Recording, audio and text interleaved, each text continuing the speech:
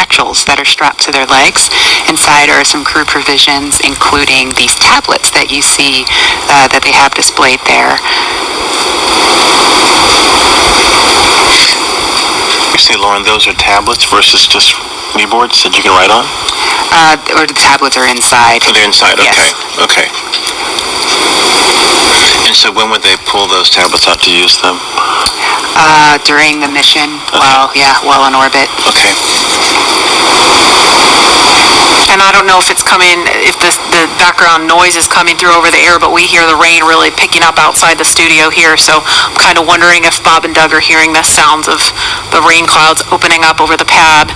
Looks like it's still kind of patchy out there, but again, we were following some thunderstorms that look like they may be making their way over here. It kind of looks like it's raining from that view. It's a little bit hard to tell through the haze.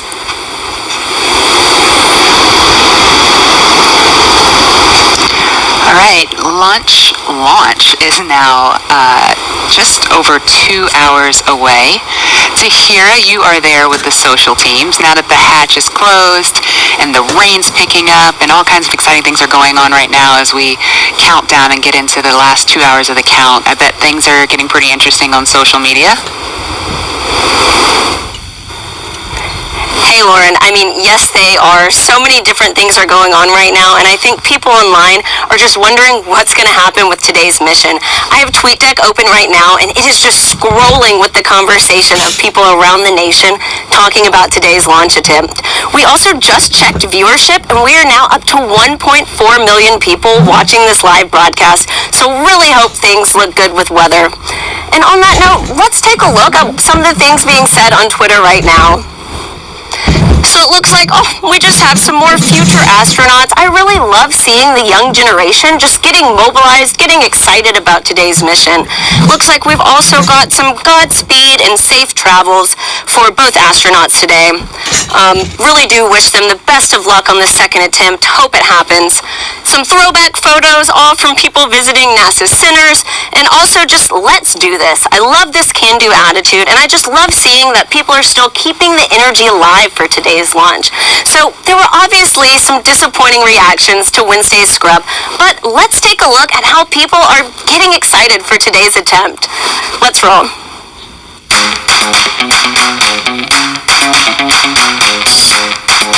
Ready for takeoff.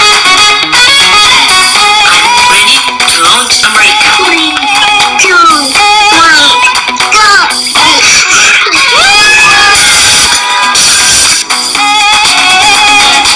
Ready for liftoff? To infinity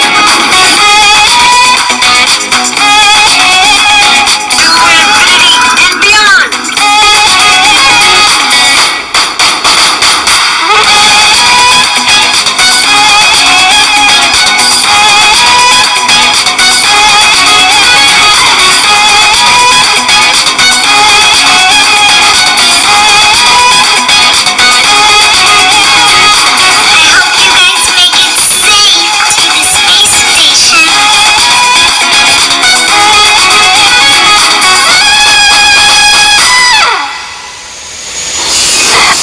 How fun is that video? I think I will definitely have to attempt the worm after this, but just really glad to see everyone in good spirits leading into today's second launch attempt, and I really hope everybody will have something to smile about. And with that, let's head back to Lauren. Lauren. Thanks, Tahira. So it looks like people are pretty stoked about today's attempt. Please continue to join the conversation by using the hashtag #LaunchAmerica across all the social media channels. Yeah, I really love seeing the little kids get excited. I know my 3-year-old is super excited. She's got an astronaut sleeping bag, and she loves to climb in it. Yeah, it's the body of the bag is a spacesuit, and then the head is empty where the pillow is. So when she gets inside, it looks like she's got a spacesuit on. So she loves it. That's the inspiration for that next generation of explorers going to take Doug and Bob's place one day. And I think we have some people out there that are so interested in our conversation about the worm and the meatball that they've created something called the worm ball. Right. Yeah, I was checking my email during that because I emailed you guys the worm ball, and I was like, what is this? I'm having a hard time seeing it, but what is the worm ball? So it's a NASA meatball, which is what it should be. Yes. Okay, look at Okay, it. There it is. all right, thank you, I need a Yeah. visual. So they took Okay. the angular NASA logo and put in the worm inside of the meatball. Can you live with that, Lauren? You know what? That's a beautiful compromise. I'll take it. I'll take it. It's a nice marriage of the two.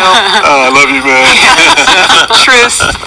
And there is another live look at Launch Complex 39A, and we have had the opportunity to share with you a lot about the SpaceX Crew Dragon sitting on top of Falcon 9, a lot about the crew themselves, and the significance of today as the official return, we hope, of human launch capability to American shores. But we would be remiss if we did not explain why this pad, 39A, is hallowed ground.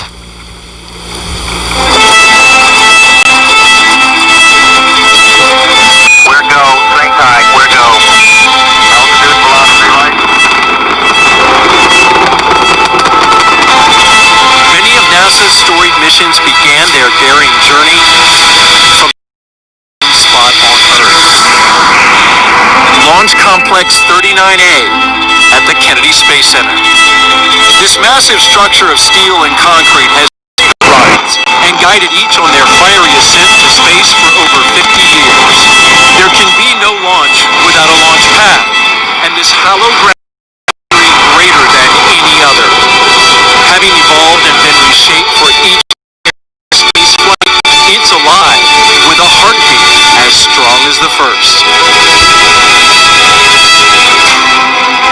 Launchpad 39A came to life under the direction of project engineer Harry May as NASA picked up its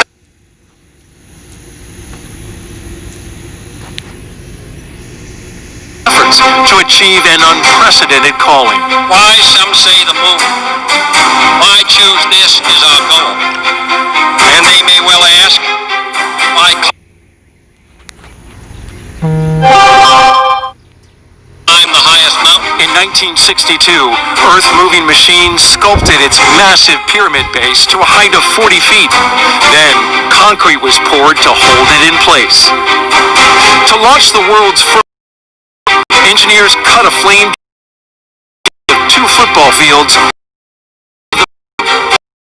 line with heat-resistant bricks to deflect 7.5 million Earth thrust. Less than a year later, Apollo at 39A. And millions of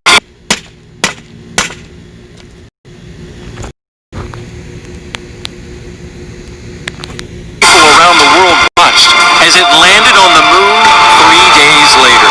Nearly a decade after this Apollo era, 39A again took center stage with a new, one-of-a-kind spacecraft, the Space Shuttle. Millions of pounds of additional steel for surface structures transformed the look, but not the purpose, human spaceflight. In all, 82 space shuttles blasted off from 39A until the very last. Start. T-minus 10, 9, 8, 7, 6, 5. All 3 engines up and burning. 2, 1, 0, and liftoff. The final liftoff of Atlantis.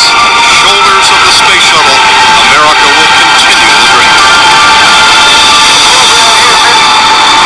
Roger, Atlantis.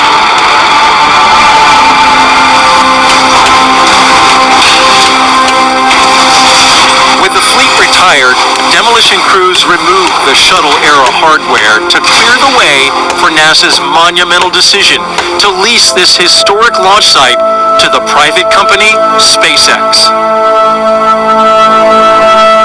Today, its sleek and modern design supports a family of rockets that has advanced the commercial age of American spaceflight. Now, 50 years after it first sent humans to the moon, this historic spaceport stands ready for the next wave of human exploration.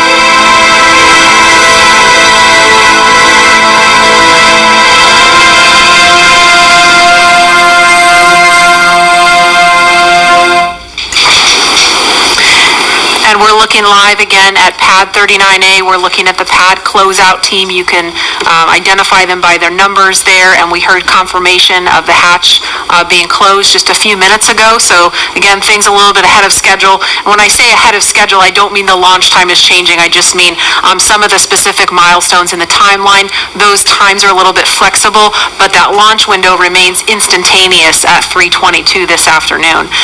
And Leland, you know, we just saw a piece about the history of pad 39A. All stations, Chief Engineer, on countdown 1 for comm check with the crew.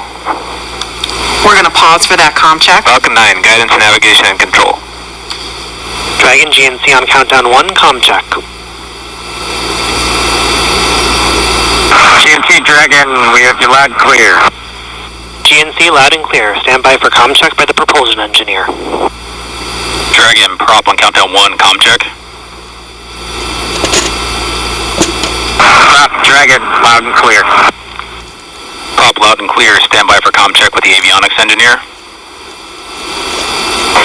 Dragon, avionics on countdown 1, comm check. Avionics Dragon, loud and clear. Avionics loud and clear. Stand by for comm check by ground segment engineer. Dragon, ground segment on countdown 1, comm check. Ground segment Dragon, loud and clear. Ground segment loud and clear. Stand by for comm check by launch control. Dragon, launch control on countdown 1, comm check. Launch control Dragon, loud and clear. Launch control, loud and clear. Stand by for comm check by the chief engineer.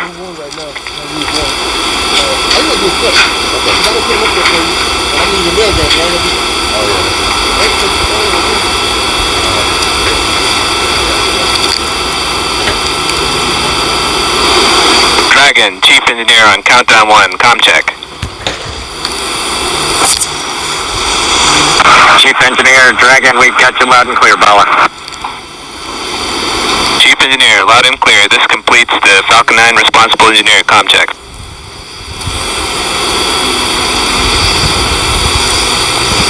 And we just saw a thumbs up from Doug Hurley. We listened to a series of comms checks there, and so everything... Chief engineer on Dragon to ground. Loud and clear on Dragon to ground. Loud and clear. Well, good luck, and let's see if the rain clears up. That sentiment is shared by all here. Do it. Copy that.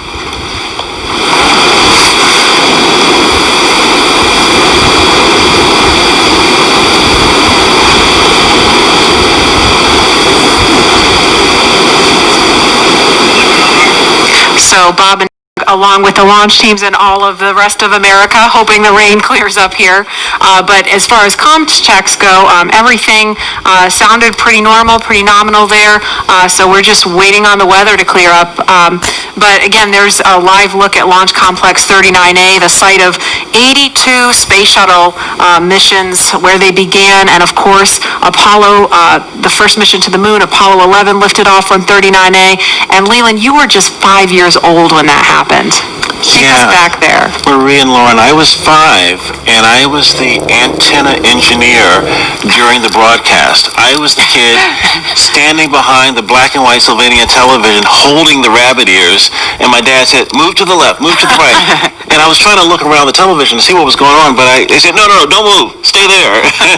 So I never actually saw the actual landing on the moon, Neil and Buzz walking on the moon. And the next day, all my friends in my community were like, yeah, you want to be an astronaut? We just had this momentous thing. I said, no. I didn't see it. I want to be Arthur Ashe, because Arthur Ashe trained 5 blocks down the street from where I grew up. And my dad talked about his excellence, his perseverance, his athleticism. And so it wasn't until I got to NASA, working as an engineer at NASA Langley, that a friend of mine said, you'd be a great astronaut. And I just laughed at him. And I didn't fill the application out, but another friend of mine got in, Charlie Kamara. And I said, if he can become an astronaut, I can become one. So I applied the next year and I got in the 1998 class. And I think about this again, storied legacy, Pad 39A. I was there in 2008 and 2009, Space Shuttle Atlantis, the last one that came in with Doug and the rest of the crew. And it's just an amazing time to see this new era with Lauren, with your SpaceX Crew Dragon about to take off. I never heard that story. I've got a million stories. A million stories. Wow. It's so cool that, you do have a lot of these kids that are watching today who have never seen a flight, a human space flight from KSC before. And this is their first time. And I'm trying to remember back, I grew up in the shuttle era, and I grew up in Los Angeles, and I remember sometimes when the shuttle would land at Edwards Air Force Base, you'd hear those sonic booms. You hear the double sonic booms in school, and we all just knew, oh, that's the space shuttle. It was just a thing. We just knew about that. And it did make me sad that there's an entire generation of kids who didn't grow up with that experience. And I'm just so proud that, today, hopefully, we get to provide that for kids and hopefully have more and more of these launches to the point where it becomes routine. Hopefully never boring, but routine. And there's talent in every zip code. So you have to make sure that every kid has the opportunity to do these types of things. If they believe in themselves, and we give them the right tools that they can use to be in STEM fields. And, we have a very diverse group of people up here working together to get Bob and Doug off safely. And I think more people that see this type of diversity will have a chance to say, I can do that too. Yes. Absolutely. And, we have a lot of kids watching today, and we have an opportunity to hear from another really awesome role model, especially for the little girls in the audience. So we want to throw it over to Gary in Houston to talk to a very special astronaut standing by there. Hi, Gary. Marie, I have the distinct pleasure of being joined by one of NASA's record-setting astronauts and a recent resident aboard the space station. Christina, thank you for joining us. It's great to be with you today. Christina, we're coming up on 20 years of humans. What's it like to see a new milestone launch unfold after so much history already? You're right, so much history indeed, and it's just been great to watch it all unfold. I think for me, the most exciting thing is how NASA is not only innovating in what we do, exploring the universe, pushing the boundaries, getting knowledge on the space station, bringing it back to Earth for benefits here, but in how we do it. We're innovating in the implementation of those goals and of our mission. And what that means is that bringing in the private sector, bringing in a commercial space economy for low Earth orbit, means space is going to be more accessible and more innovative, and it's just an awesome new era of history to be able to witness. You hold the record for the longest female astronaut in space. What's it like living aboard for so long? Well, it is truly a privilege every single day. It's a beautiful thing to look down on the Earth and to be able to contribute to a space program that you yourself have held in such high regard your entire life. I would say that the biggest challenge going into sort of those longer times is remaining vigilant. The engineers make it so easy to live on board the space station. Sometimes you forget you're actually surrounded by such a hostile environment. So remaining vigilant both day to day to have that appreciation that you wake up with every day, and then also being vigilant knowing that things could take a worse at any time and you have to be ready to react to that. So it's a great privilege. You came to NASA after the days of the shuttle program used this private capability to fly astronauts to the station. Well, I think it's just a great innovation in terms of our partnerships. When we started out, it was individual countries pursuing space exploration. We brought in the international aspect of it, and now we're really folding in that commercial aspect, bringing the innovation of all of our American industrial power and recognizing that the more partnerships we have, the more accessible, the more innovative space exploration can be. So it's an awesome time, and it brings with it so much more capability into the program as well. So it's not only how we're doing it, but it's what it brings. We're looking forward to having this transportation from private companies. How does it help you do your job in space? You know, I think one concept that we have in NASA for safety and to mitigate risk is called dissimilar redundancy. And here now we're bringing up a whole second way of getting crew to the International Space Station and getting cargo, last-minute cargo. So we're increasing how much science we can do on board the space station by twofold. We're increasing how we can, you know, our options for getting items up, stowage items, supplies, provisions, science experiments.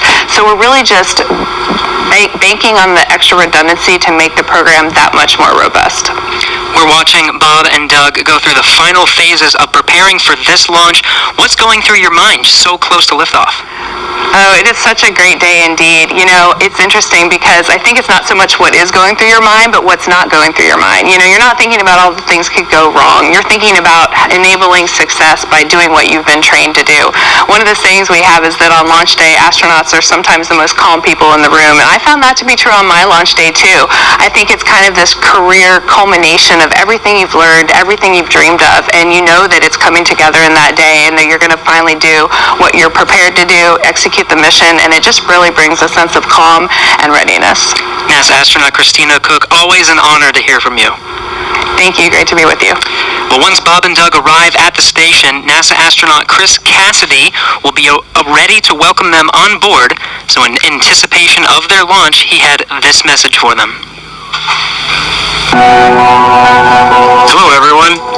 I'm astronaut Chris Cassidy, commander of Expedition 63 on board the International Space Station, flying 250 miles above the Earth. Like you, I'm excited about today's launch and the possibilities it will bring to America and to the world.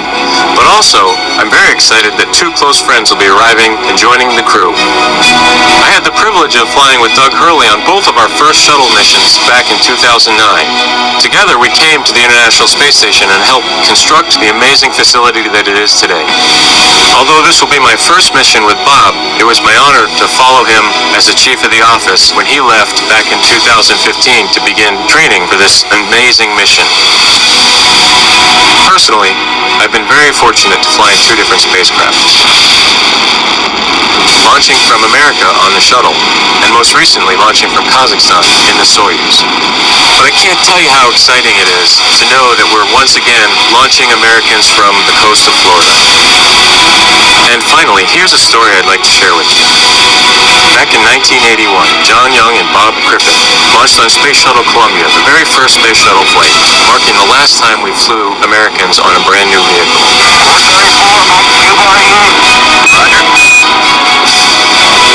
With them, they flew an American flag, representing America's technical prowess.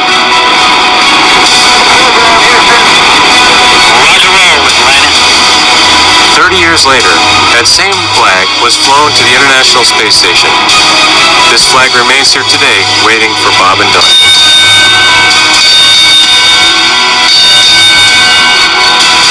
Our flag means so many things to our country, and this small piece of America represents what we'll be able to achieve together.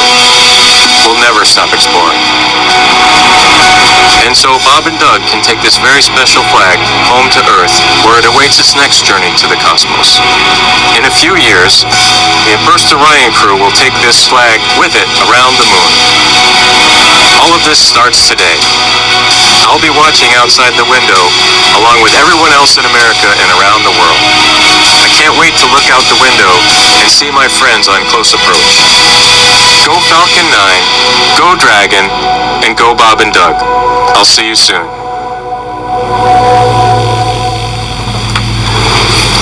And there again is a live look at Launch Complex 39A at Kennedy Space Center in Florida, where we are T-minus 1 hour, 41 minutes, 58 seconds and counting from liftoff of the Falcon 9 rocket carrying Crew Dragon with astronauts Bob Behnken and Doug Hurley strapped inside. We can see some raindrops on the screen there. It looks like rain coming down at the pad, but we're still monitoring weather, and it sounds like there's going to be another decision point before they start fueling the Falcon 9 rocket, which is scheduled to happen at about T-minus 35 minutes. So we just heard where they're headed, if the weather cooperates today, to the International Space Station. Leland, you've been there twice, and I know just from what you've told us, it's this leviathan in space and the site of so much important work and partnerships happening. Right. Chris Cassidy is up there floating in the Columbus laboratory that I installed, or our team of us installed on STS-122. And I think about, using this robotic arm that was made in Canada. The European Space Agency built the Columbus laboratory, and my job was to use that arm and attach it to the International Space Station. And as it was getting closer and closer, the motion just stopped. And I'm like, what is going on? And there are 4 ready-to-latch indicators that have a very slight spring force that I was moving so slowly with the hand controller, the translational hand controller, that spring force stalled out the motion. And Peggy Whitson was behind me, and she said, Leland, there's some commentary. Weather update, I think. Go ahead, sir. Hey Doug, we're still waiting for a weather update expected at 18 Zulu. Therefore, the next assessment will be closer to the propellant load time. We are currently no-go on launch weather, but we are showing an expected clear of 1830 Zulu. Okay, copy all. Thanks for the update.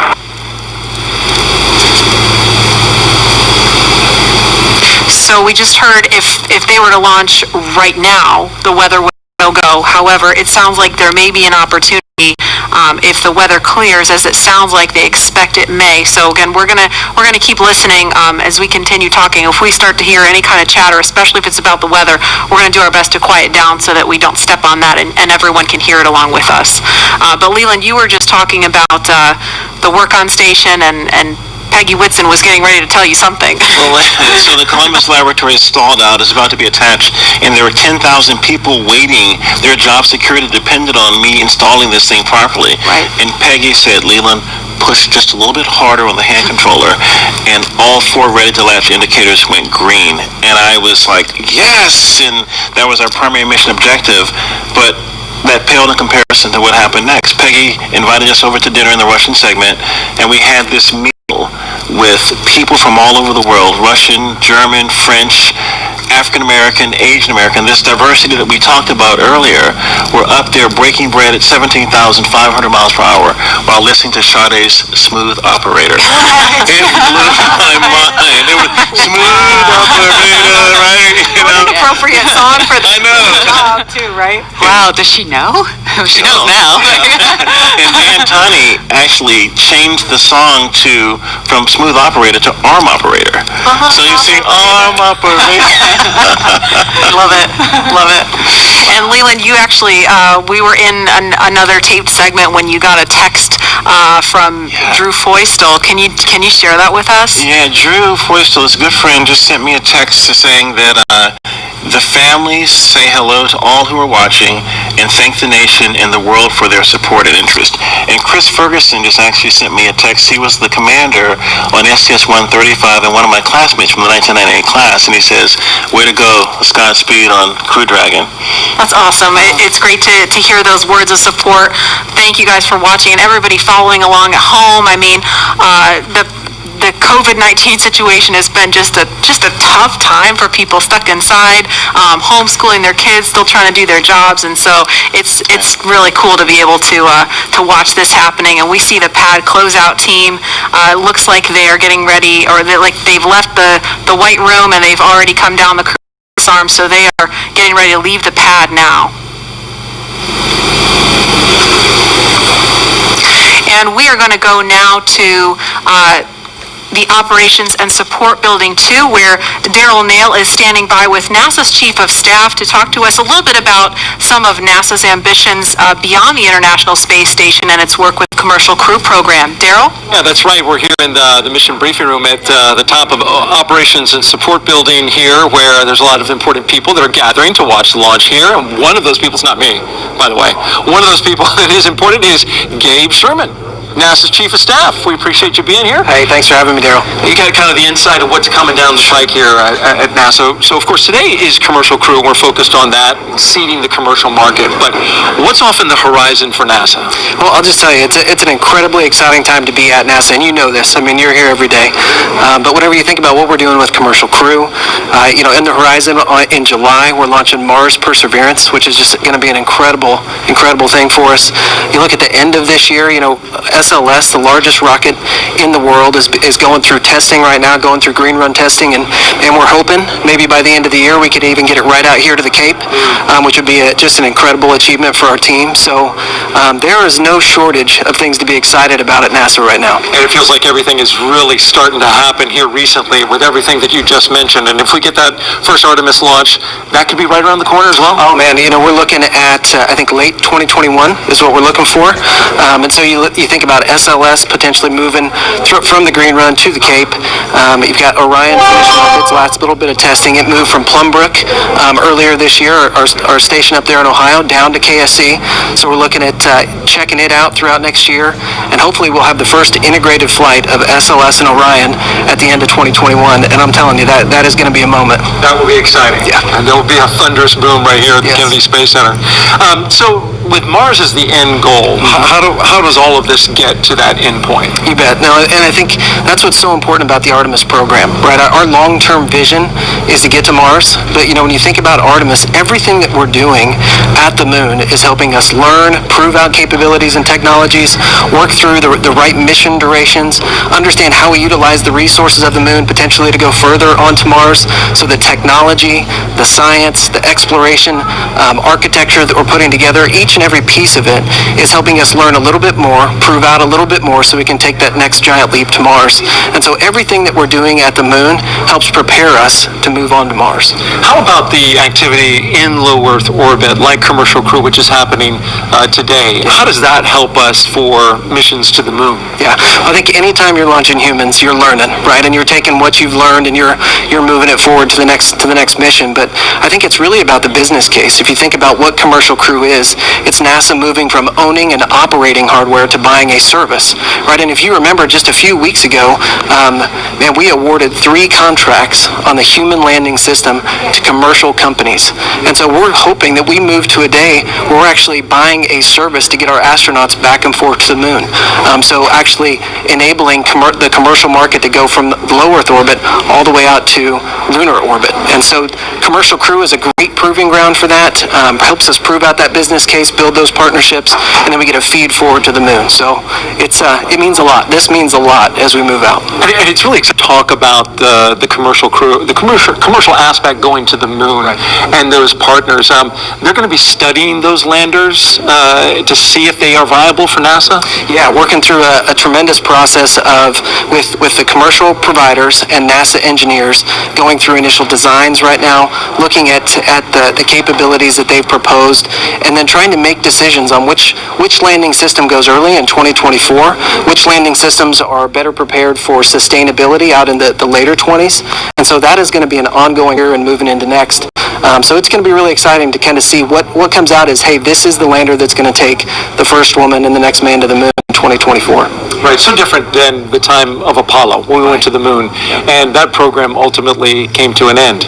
The idea here, though, is to try to create some sustainability. Talk about that. Right, and sustainability, you can get to sustainability if you have reusability, right? And that's what we're seeing with Commercial Crew for sure.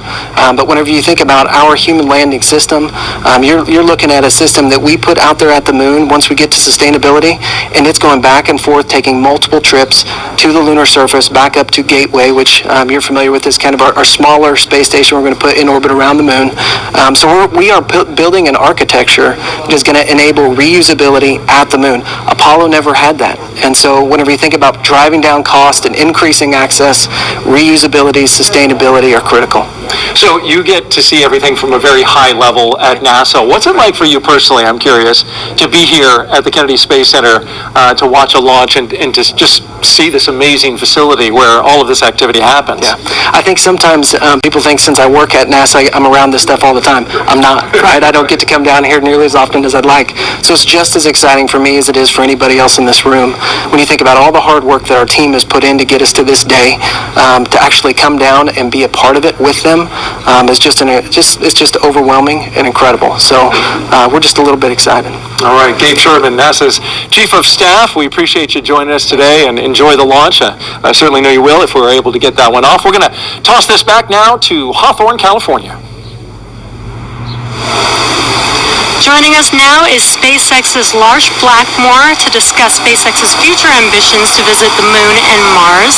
Thanks for joining us again today for a second round. You're welcome. Could you tell us just a little bit about your background and what you do here at SpaceX? Yeah, well, I'm in charge of entry and landing for Starship, which is SpaceX's next rocket after Falcon 9. And before that, I worked for many years on the same thing for Falcon. So hopefully today you'll see another one of those landings on a drone ship. Awesome. And speaking of that, what role does reusability play in getting people to the Moon and Mars in the future? Well, it's really all about making human space flight affordable. And what you want for that is a 100% reusable rocket. Now, Falcon is only partially reusable, but Starship is going to be 100% reusable. And we've actually already started working with NASA on using Starship to send astronauts to the surface of the Moon for the first time since 1972.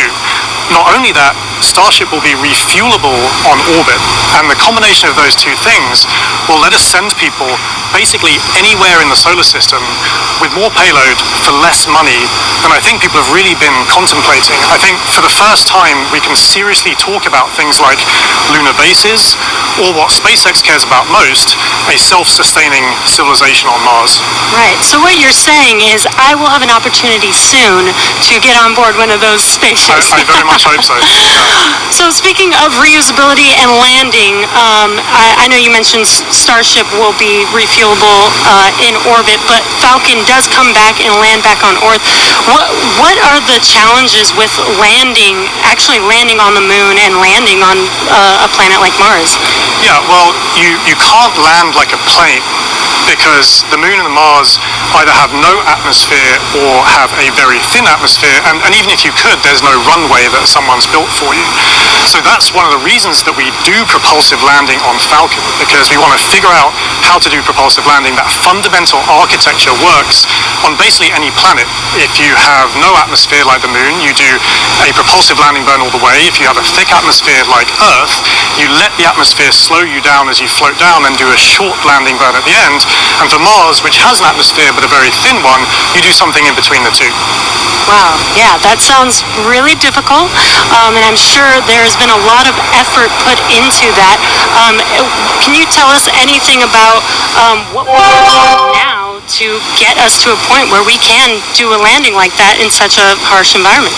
Yeah, so figuring out propulsive landing is really the key part of it, but what people may not realize is that every time we bring Falcon back, we do something called an entry burn. So just before we hit the atmosphere, we light the engines to slow the rocket down. That happens high up where the air is very thin, and it just so happens that the conditions there are very similar to what a Mars landing burn would look like. So even though it takes months to get to Mars, and you can only do it every 2 years when the planets line up, we effectively get to practice Mars propulsive landing every time we bring Falcon back, including, hopefully, today. Wow. And as you mentioned, every time we bring Falcon back, we learn something new. Can you tell us a little bit more about what we learn after the vehicle has returned and we're able to check out the vehicle? Yeah, so Jessica actually mentioned this earlier, that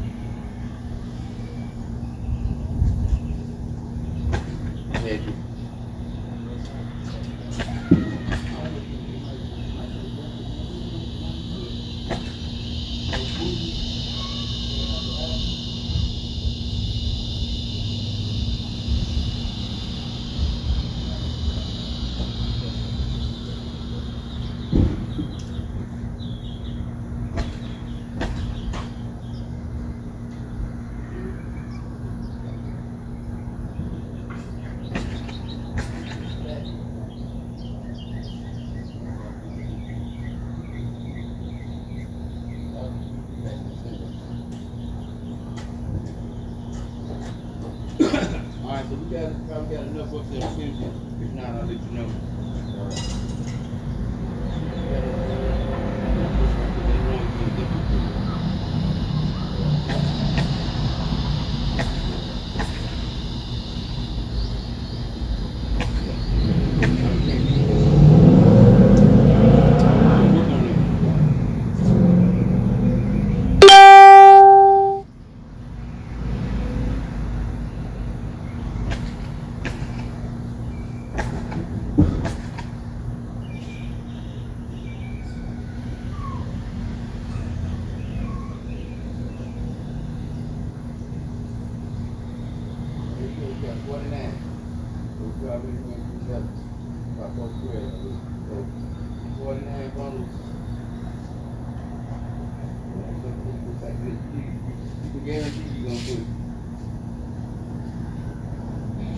For sure in the back.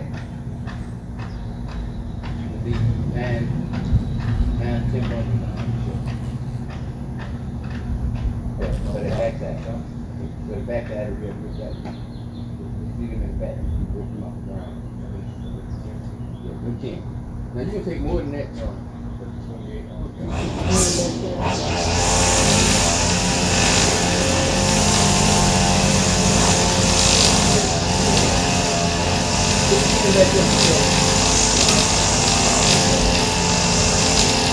All up, real now.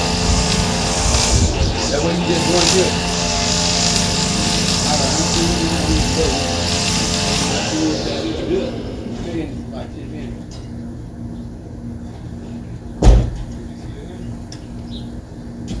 Nah. That's the crop is in the gutter. Okay. Crop is on the roof.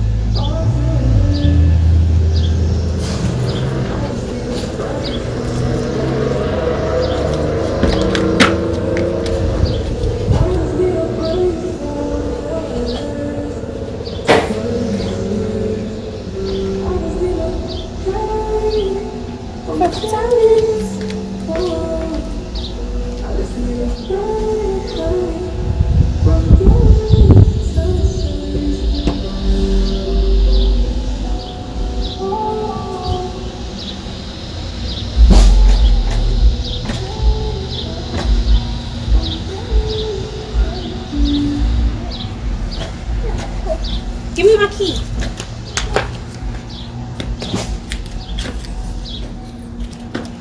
Thanks.